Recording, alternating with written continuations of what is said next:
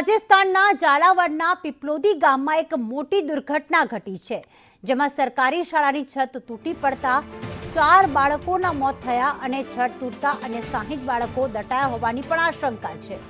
સ્થાનિકોએ બચાવ કામગીરી શરૂ કરી છે। તંત્રે જેસીબીની મદદથી કાટમાળ દૂર કરવાનો અને અંદરથી બાળકને કાઢવાનો પ્રયાસ પણ શરૂ કર્યો છે।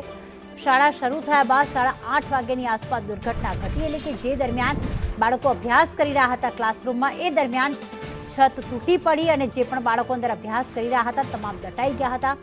મૃત્યુઆંક 4નો સામે આવ્યો છે। અત્યારે કાટમાળ હટાવવાની કામગીરી તંત્ર દ્વારા તો કરવામાં આવી રહી છે, પરંતુ જે સ્થાનિકો છે તે પણ અત્યારે રેસ્ક્યુ કામગીરીમાં જોડાયા છે।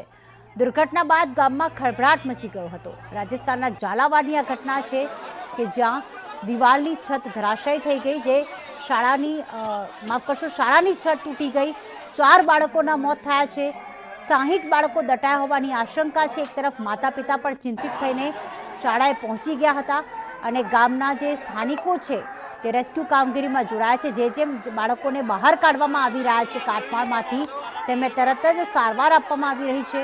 મોટી સંખ્યામાં ગ્રામજનો રેસ્ક્યુ કામગીરીમાં જોડાઈને અને કાટમાળ હટાવવાની કામગીરી કરી રહ્યા છે, પરંતુ આવી જર્જરિત સ્કૂલમાં બાળકો કેટલી જોખમી રીતે અભ્યાસ કરી રહ્યા છે।